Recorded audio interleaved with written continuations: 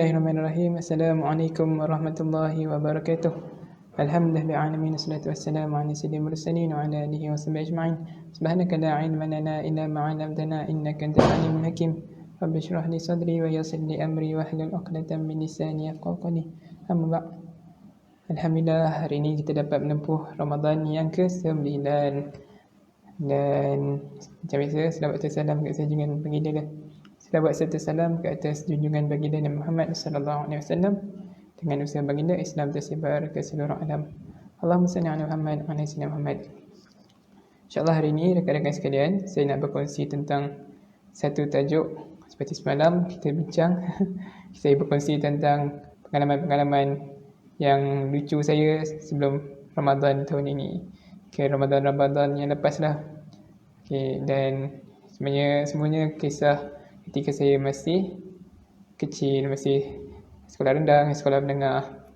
And then hari ini kita nak kembali kepada tajuk yang lebih kritikal. Seperti mana saya janjikan semalam, iaitu saya nak berbincang tentang 5 perkara yang kita perlu cari dan 5 perkara yang kita perlu tinggalkan. Nak tahu apa? Okay, so yang pertama ialah kita perlulah mencari susah berbanding senang. Apa maksud kita mencari susah ni? Maksud dia adalah kita bersusah-susah dahulu, bersenang-senang kemudian. Seperti di mana patah Melayu ada mengatakan, berakit-rakit ke hulu, berenang-renang ke tepian, bersakit-sakit dahulu, bersenang-senang kemudian. Sebab itulah kalau kita nak berjaya, kita biar kita susah. Akhir sekali, natijah dia kita akan berjaya juga. Tiada orang berjaya yang tak pernah susah. Mesti ada saja kesusahan yang dialami. Contohnya macam kita nak naik bukit lah, macam kita nak hiking. Adakah orang naik hiking tu terus sampai ke atas bukit? Tak juga. Mesti dia menghadapi satu situasi yang sukar di mana dia sepenat, dia rasa down masa nak naik bukit tu. So at last, dia hadapi perasaan dia hadapi semua rintangan tu. At last dia naik bukit tu. Dan kat bukit tu dia akan nampak satu pemandangan yang indah. Dan dia punya penat semua dah hilang. Sebab itulah bila kita susah ni, dia macam mana pun natijah dia kita akan senang nanti, insya-Allah. Contohlah macam orang cakap, selama dia hidup ni susah je manjang. Bila dia nak senang? Jangan lupa dunia ni hanya sementara. Kemungkinan dia susah sepanjang hidup dia dekat dunia ni susah je. Tapi dekat akhirat nanti Allah bagikan dia nikmat dengan selapang-lapangnya, sebanyak-banyaknya. So ada satu kisah di mana seorang ni dia sepanjang hidup dia susah. And then masa dekat akhirat dia pun nampak ganjaran yang dia dapat sepanjang kesusahan yang dia alami tu. Lepas tu apa yang dia cakap, kalau dah dia tahu yang kesusahan dia akan dapat nikmat untuk semua susah yang dia hadapi ni, dia harap semua dia makin susah lagi ketika dia hidup dulu. Punya dah tahap macam tu. Sebenarnya dekat akhirat nanti, kita ni akan diganjarkan dengan ganjaran yang kita tak dapat nak masuk akal. Allah akan bagikan kita sebanyak-banyaknya sampai kita pun rasa macam wow. Dan orang yang hidup dekat akhirat nanti, macam tadi saya cakap kan, satu dia nak lagi kesusahan yang dalam dunia ni. And then dia tak rasa pun, satu lagi dia tak rasa pun yang dekat dunia tu susah. Dia rasakan dekat dunia tu semua senang. Tak adalah susah mana pun lepas dia dapat tengok ganjaran ke akhirat. Itulah hebatnya apabila kita bersusah-susah dahulu, kita bersenang-senang kemudian. Itu perkara pertama, untuk 5 perkara yang kita yang patut kita cari dan 5 perkara yang patut kita tinggalkan. Iaitu kita bersusah-susah dahulu, kita bersenang-senang kemudian. Okey. Ada satu patah yang bunyi, biar kita senang sekarang, biar kita susah sekarang, kita akan susah. Biar kita susah sekarang, kita akan senang nanti. Jangan kita senang sekarang, kita akan susah nanti. So, tepuk dada, tanya diri, adakah kita di masa PKP ni kita banyak masa kita bersenang? Adakah kita menggunakan masa tu sebaik boleh? So fikir-fikirkan. So seandainya kita buat selama ni benda-benda yang lara, benda-benda yang tak faedah, so tinggalkanlah benda bersenang-senang tu dan carilah susah-susah tu pula. Sebabnya kalau kita bersenang-senang sekarang, kita akan susah nanti. Baiklah kita bersusah-susah sekarang, kita akan senang nanti. Okey, seterusnya. iaitu rajin. Carilah kerajinan daripada kemalasan, iaitu ijtihad. Dan ada satu hadis yang berbunyi sabda Nabi, Allah lebih menyukai hambanya yang itqan. Apakah maksud itqan ni? Iaitu seorang yang hamba yang buat satu kerja tu bersungguh-sungguh, buat kerja sampai siap. Sebab tu orang berjaya ialah orang yang sekali dia buat kerja tu dia akan selesaikan. Perkara yang dia telah mulakan dia akan siapkan. Orang yang gagal selalunya dia akan buat separuh jalan. Bawa buat, sudah give up. Sedangkan dia tak nampak lagi 2-3 langkah lagi dia tak berjaya. Itulah itqan, ataupun kita cari kerajinan daripada kemalasan. Dan malas ni punyalah tahap dia bahaya dalam Islam, sehingga kan Nabi mengansyurkan kita untuk berdoa, Allahumma inna na'udzubika minal hammi wal hazan wa na'udzubika minal ajzi wal kasal. Yang maksud dia, ya Allah, hindarkanlah. Ini yang selalu you all dengar lah kalau imam-imam akan baca Allah yang maksud, ya Allah, lindungilah aku daripada sifat kasal, iaitu sifat malas.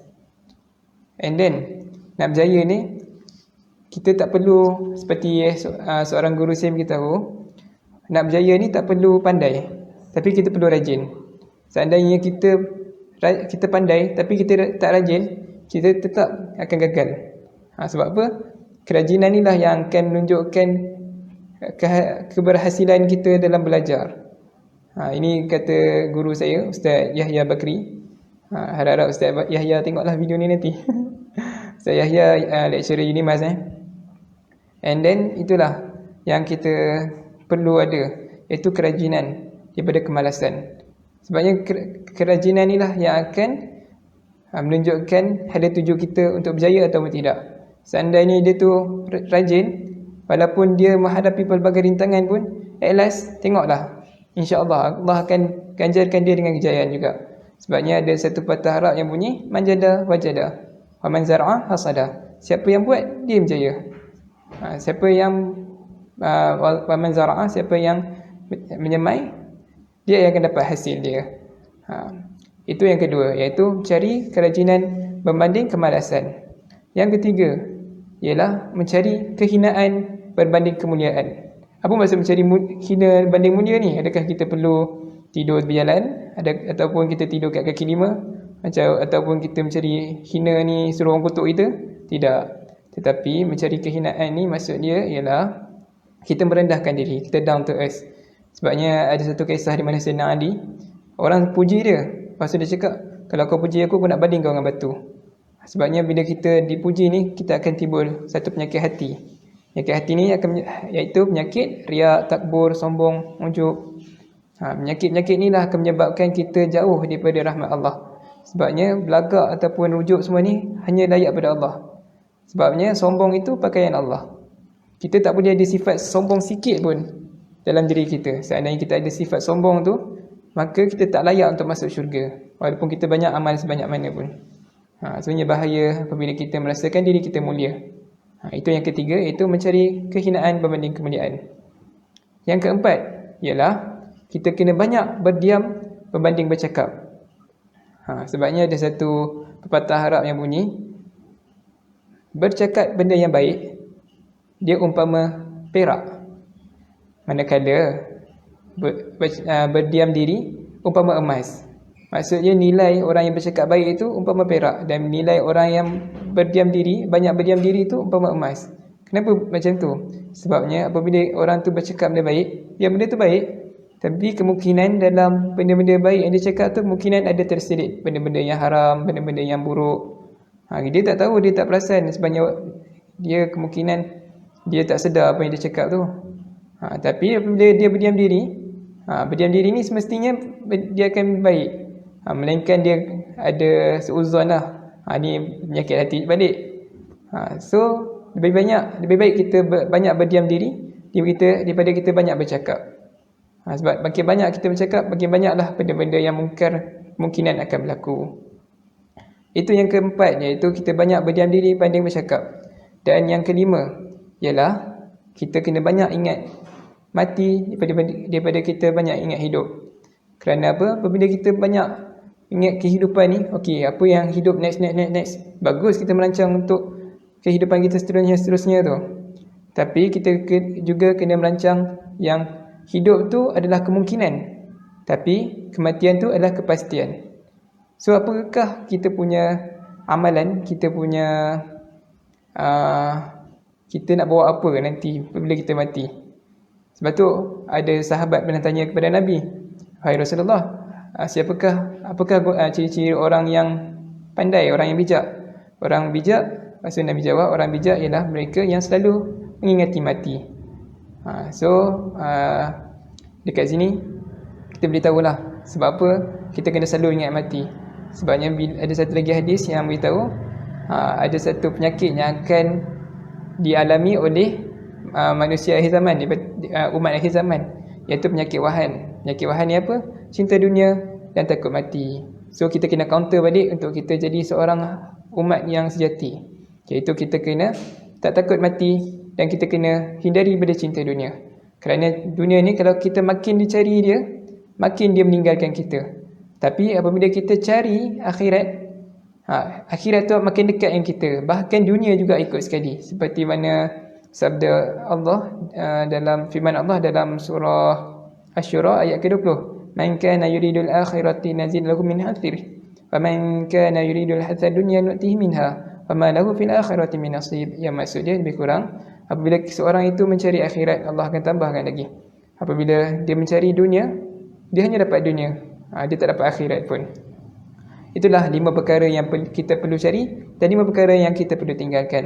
Kita recap balik. Yang pertama ialah kita mencari banyak kesusahan berbanding bersenang-senang. Yang kedua, kita mencari banyak kerajinan daripada kita bermalas-malas. Yang ketiga, kita mencari banyak kehinaan berbanding kemuliaan. Yang keempat, kita banyak berdiam diri daripada kita banyak bercakap. Dan yang kelima, kita banyak mengingati mati daripada kita mengingati kehidupan. Itu saja perkongsian saya pada malam ini.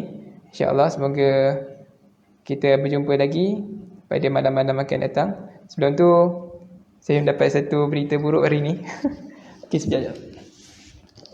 Okay, ini adalah orang dari KKM, Kementerian Kesihatan Malaysia, di mana tadi saya pergi buat screening and then tak tahu dia syaki ke tak positif ataupun negatif untuk COVID-19 ni.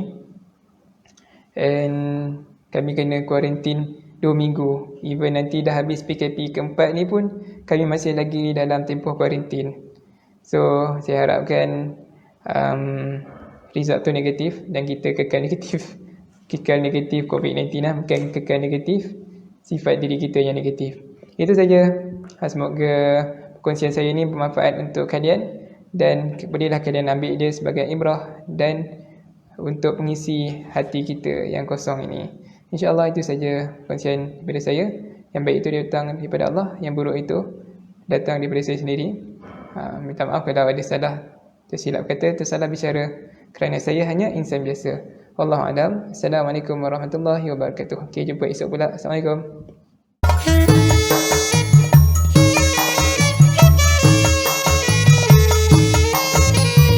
هذه الصلاة لله